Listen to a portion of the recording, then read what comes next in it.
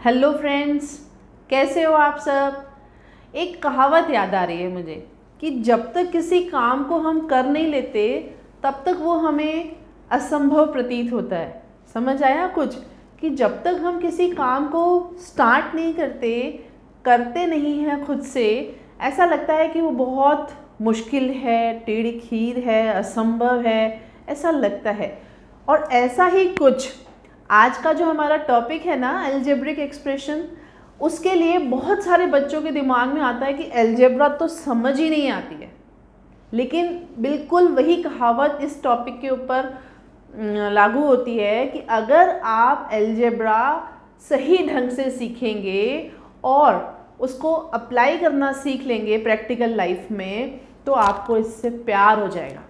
Algebra मेरा तो बहुत फेवरेट टॉपिक रहा है हमेशा। तो अब स्टार्ट करते हैं आज अलजेब्रिक एक्सप्रेशन।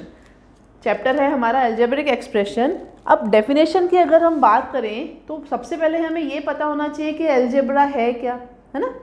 तो अलजेब्रा क्या है? Algebra is a branch of mathematics which deals with the variable and constant together with basic operations. समझ आई definition? Algebra is the branch of mathematics. तो आपको पता है पहले कि मैथ्स की भी ब्रांचेस होते हैं। जैसे साइंस में हमें पता है केमिस्ट्री होता है, फिजिक्स होता है, बायो होता है, ऐसे ही मैथ्स में भी बहुत सारी ब्रांचेस होती हैं। अलजेब्रा होता है, ज्योमेट्री होता है, ट्रिग्नोमेट्री होता है ना। तो algebra is a branch of mathematics which deals with variable and constants.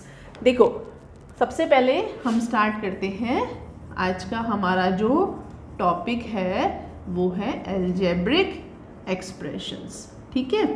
और उसकी डेफिनेशन में हमने पढ़ा कि algebra is a branch of mathematics which deals with variable and constant together with basic operation, ठीक है। हमने ये पढ़ा।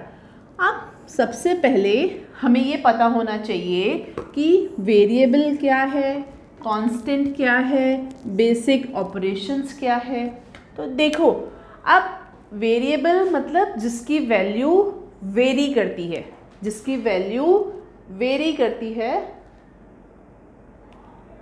जिसकी वैल्यू वेरी करती है। वेरी मतलब डिफरेंट हो सकती है। जैसे मैंने आपको बोला अभी कि एक नंबर सोचो। अब आप में से कुछ का बर्थ डेट अगर 7 होगा, जैसे मेरा 7 है तो वो 7 सोचेंगे। किसी का बर्थडे 15 है, वो 15 सोचेगा। किसी का 29 है तो वो 29 सोचेगा, है ना। या आप कोई भी अपना लकी नंबर चूज़ कर सकते हैं। नॉट नेसेसरी कि आप अपनी बर्थ डेट चूज़ करें, पर जनरली ऐसा होता है। तो वेरिएबल ऐसी कोई वैल्यू जो वेरी करती है डिफरेंट टाइम पर, डिफरेंट लोगों के लिए, ठीक है। जैसे मैंने बोला कोई नंबर चूज़ करो, किसी ने सोचा 5, किसी ने 7, किसी ने 10। तो अब अगर मुझे बोलना है कि मान लिया मेरा नंबर है, क्या है, तो ऐसे उसको एक्सप्रेस करने के लिए हम कोई भी एक लिटरल ले लेते हैं, कोई भी एक लेटर ले लेते हैं। Let's say that value is x, y, p, q and so on. आप कुछ भी ले सकते हैं। तो वेरिएबल है ना, वेरिएबल कोई भी एक लेटर हो सकता है जिसकी वैल्यू वेरी करती है। नेक्स्ट है हमारा कांस्टेंट। कांस्टेंट जिसकी वैल्यू फिक्स्ड है, जिसकी वैल्यू फिक्स्ड है। सपोज करो मैंने बोला कि मेरे पास 5 चॉकलेट है। अब आप यही बात घर जाके अपने घर पे बोलोगे कि मैम के पास कितने चॉकलेट हैं? 5। तो 5 is same for me, 5 is same for you and 5 is same for your parents. There is no change in 5. 5 की वैल्यू फिक्स है, वो चाहे मैं लिखूं या आप लिखें। लेकिन मैंने बोला कि मेरे पास कुछ टॉफ़ीज़ हैं, तो कुछ की तो कोई परिभाषा ही नहीं है ना, कुछ भी हो सकता है। तो कांस्टेंट जिसकी वैल्यू फिक्स है, ये आपका कोई भी नंबर हो सकता है, ये आपका कोई भी नंबर हो सकता है। जैसे 8 हो गया, -4 हो गया, 3 हो गया, और आप कोई भी नंबर ले सकते हो। नेक्स्ट जो टर्म है वो है हमारी बेसिक ऑपरेशन। बेसिक ऑपरेशन हम फर्स्ट क्लास से सीखते हैं या उससे भी पहले। बेसिक ऑपरेशन हमने कौन से सीखे हैं? एडिशन, सब्ट्रैक्शन, मल्टीप्लिकेशन, डिवीजन, ये बेसिक है। इसके बाद हालांकि हम रूट निकालना सीख चुके हैं, हम और भी बहुत सारे सीख चुके हैं, लेकिन फ़िलहाल हम यहाँ पर बेसिक ऑपरेशंस की बात करते हैं। ठीक है, तो algebra is a branch of mathematics which deals with variable and constant together with basic operations. अब ये तो हो गई बात अलजेब्रा की कि अलजेब्रा क्या है और उसमें हमें कौन कौन सी टर्म्स जो है वो याद रखनी है। ठीक है, अब इसके अलावा हमें कुछ और टर्म्स यानी कि याद रखनी है, वो क्या है? देखिए, इसके अलावा अगर हम बात करते हैं तो हमें एक याद रखना है कोफिशिएंट, एक हमें याद रखना है टर्म। ठीक है, एक हमें याद रखना है टर्म। अब टर्म आगे जाके दो में डिवाइड हो जाएगी, एक लाइक टर्म और एक अनलाइक टर्म्स। ठीक है, कोफिशिएंट भी आगे जाके दो में डिवाइड हो जाएगा, एक न्यूमेरिकल कोफिशिएंट, देखिए अभी क्लियर करते हैं, एक हो जाएगा न्यूमेरिकल और एक हो जाएगा हमारा लिटरल कोफिशिएंट, या सिंपली हम इसे कोफिशिएंट कह सकते हैं। ठीक है, अब देखो कोफिशिएंट क्या है और टर्म क्या है। इसके लिए हमें ये सीखना है कि अलजेब्रिक एक्सप्रेशन क्या है। जब हम किसी भी स्टेटमेंट को हम मैथमेटिकल ऑपरेशंस के साथ अगर लिख सकते हैं, है ना, किसी भी स्टेटमेंट को मैथमेटिकल ऑपरेशंस का यूज़ करके अगर हम लिख सकते हैं तो वो एक्सप्रेशन बन जाती है। कैसे? देखें, सपोज मैंने लिखा अ नंबर इंक्रीज्ड बाय 4। मैंने क्या लिखा? A number.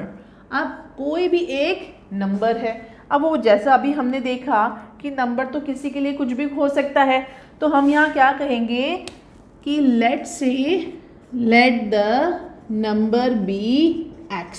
हमने नंबर x ले लिया, मुझे x पसंद है, आप p ले लीजिए, q ले लीजिए, कुछ भी ले लीजिए। Let the number be x, तो वो कह रहा है x इंक्रीज्ड बाय 4।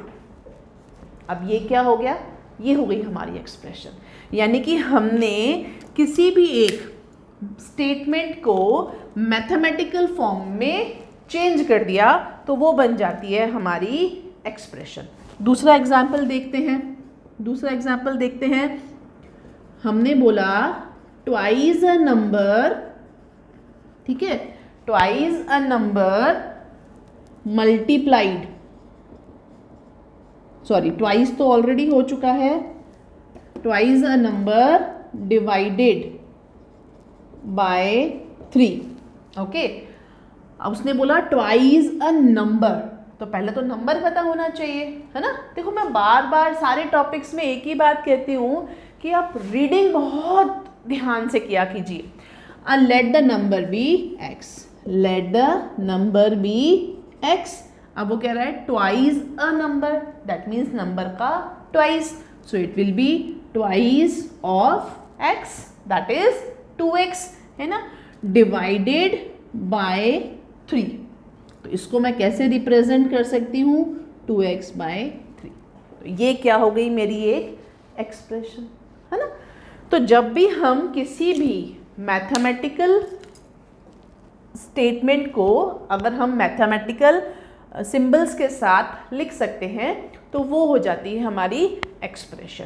अब इसी एक्सप्रेशंस के साथ हम ये टर्म्स सीखेंगे, क्योंकि अगर हम ये क्लियर करते तो थोड़ी सी प्रॉब्लम हो सकती थी।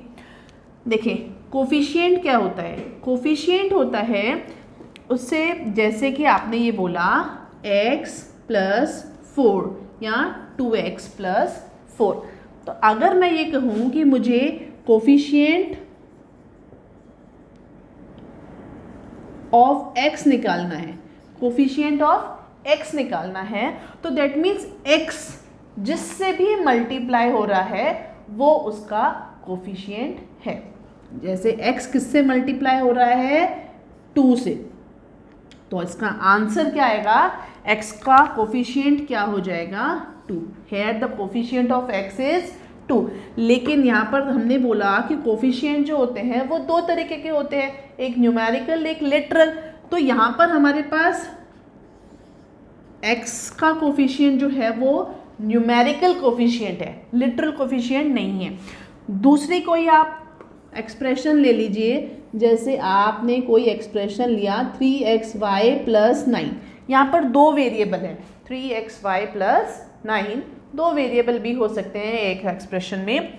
अब अगर आपसे पूछा जाए कि इसमें x का कोफिशिएंट क्या है, अगर आपसे पूछा जाए कोफिशिएंट ऑफ x, आपसे पूछा जाए तो 3xy में से x को हटा दीजिए, क्या बचा, 3।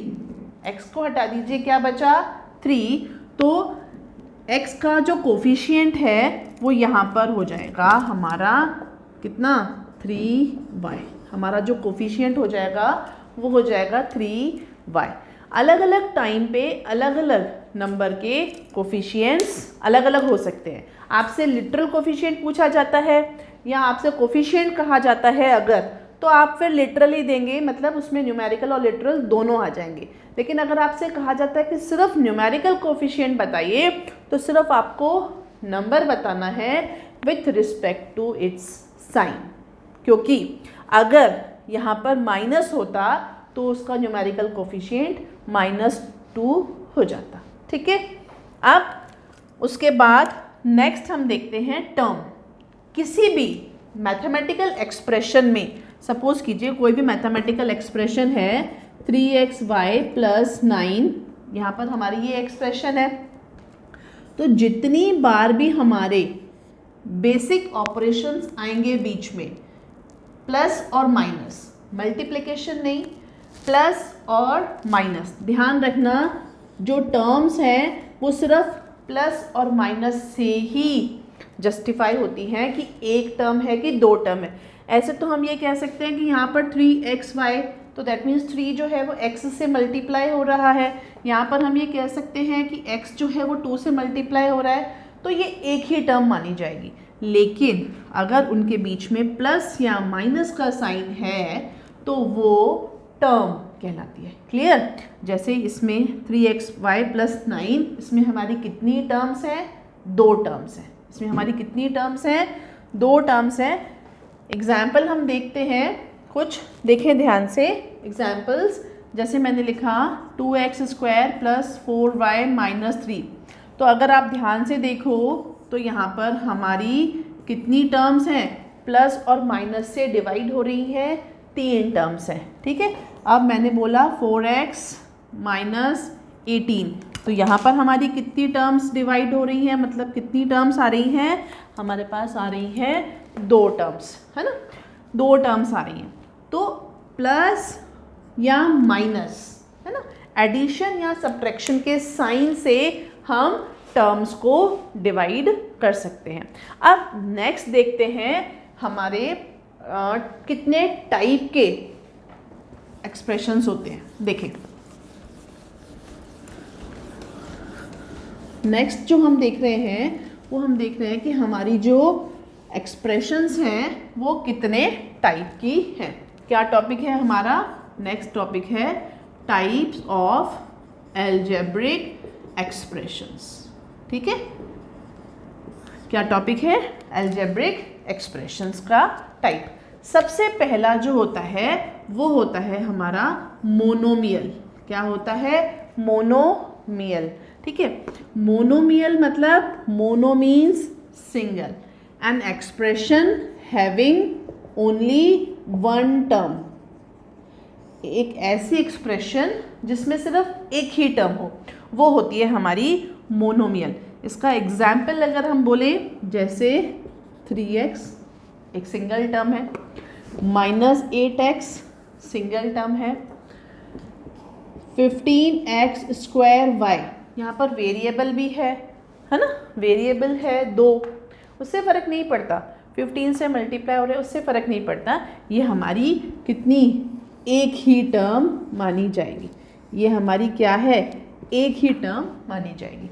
तो ऐसे एक्सप्रेशंस जिसमें एक ही टर्म होती हैं, जैसे मैंने बोला a number multiplied by 4, 4x, a number multiplied by 7, 7x, a number divided by 2, x by 2, right. तो ये सब क्या बोली जाएंगी, एक ही टर्म, और इनको हम बोलते हैं मोनोमियल। सेकंड होता है हमारा बाइनोमियल। ओके, सेकंड होता है हमारा बाइनोमियल। इसको हम लिख सकते हैं an expression having two terms, expression having two terms. इसके एग्जाम्पल अगर हम बात करें तो इसके एग्जाम्पल जैसे हमने अभी देखा था 3x + 4 एक हमारी एक्सप्रेशन है, 9x² + 9y। यहाँ पर ध्यान से अगर आप ऑब्जर्व करो तो ये 1 और ये 2, यानी कि एक एक्सप्रेशन जिसमें 2 टर्म्स हो वो हमारी होती है बाइनोमियल। ठीक है, नेक्स्ट जो है, नेक्स्ट टाइप है हमारा ट्राइनोमियल। अब तो आप समझ ही गए होंगे, है ना, लाइन से चल रहा है। तो जिसमें 3 टर्म्स हो वो हमारा ट्राइनोमियल। एग्जाम्पल ले लेते हैं, 3x + 4y - z। अब यहाँ पर हमारे लिटरल्स बढ़ते जाएंगे, x, y, z, p, q, r, m, n, o, कुछ भी हो सकते हैं। ठीक है, नेक्स्ट जो है हमारा क्वाड्रेनोमियल। आप यहाँ पर थोड़ा सा नाम आपको प्रोनाउंस करना है, क्वाड्रेनोमियल, जिसमें 4 टर्म्स हो।